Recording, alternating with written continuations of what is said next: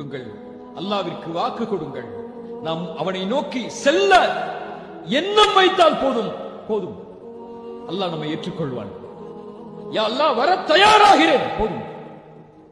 நீ வரக்கூட வேண்டாம், வர தயாராகி போதும், அல்லாஹ் உங்களை எடுத்துக்கொள்வான். நீங்கள் நடந்து செல்ல தயாராகி விட்டீர்கள் என்றால் போதும், அல்லாஹ் உங்களை நோக்கி ஓடி வருகிறான். ஸல்லல்லாஹு அலைஹி வஸல்லம் அவர்கள் சொன்னது, 100 கொலையை செய்த ஒரு மனிதன் நன்மையை தேடி அவன் பாவங்கள் மன்னிக்கப்பட வேண்டும் என்பதற்காக ஒரு பாதையை தொடர்ந்தான். அந்த நேரத்தில் மரணம் வந்தது அவனுக்கு. கெட்டவர்களின் உயிரை கைப்பற்றக்கூடிய மலக்குகள் வந்தார்கள், நல்லவர்களின் உயிரை கைப்பற்றக்கூடிய மலக்குகள் வந்தார்கள். இருவருக்கும் போட்டி நடந்தது, யார் இந்த உயிரை கைப்பற்றுவதென்று. தீர்ப்புக்காக ஒரு மலக்கு கொண்டு வரப்பட்டார். அவர் சொன்னார், அவர் கடந்து வந்த தூரத்தை அளந்து பாருங்கள். அவர் கடந்து வந்த தூரம் நல்லவர்களுடைய ஊருக்கு அருகாமையில் இருந்தால் நல்லவர்களுடைய உயிரை கைப்பற்றக்கூடிய மலக்குகள் எடுத்துச் செல்லுங்கள். பாவிகளுடைய ஊருக்கு அருகாமையில் இருந்தால் பாவிகளுடைய உயிரை கைப்பற்றக்கூடிய மலக்குகள் எடுத்துச் செல்லுங்கள். அளந்து பார்க்கிறார்கள், நல்லவர்களுடைய ஊருக்கு தான் அருகாமையில் இருந்தது.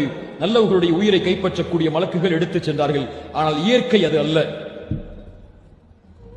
இயற்கை அது அல்ல. அவர் கடந்து வந்த தூரம் குறைவு, அவர் கடந்து வந்தது பாவிகளுடைய ஊருக்கு அருகாமையில் தான்.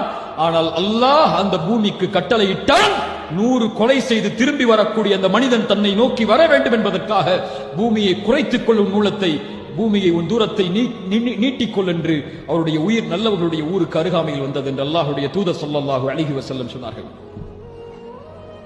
வாலிப சமூகமே, இது நம்முடைய நேரம். பாவங்களை விட்டு அல்லாஹ்வை மீள்வதற்குரிய நேரம். அல்லாஹ்விடத்திலே பாவ மன்னிப்பை நோக்கி முன்வைப்போமாக. அவரிடத்தில் செய்த பாவங்களுக்கும் குற்றங்களுக்கும் அல்லாஹ்விடத்திலே மன்னிப்பை தேடி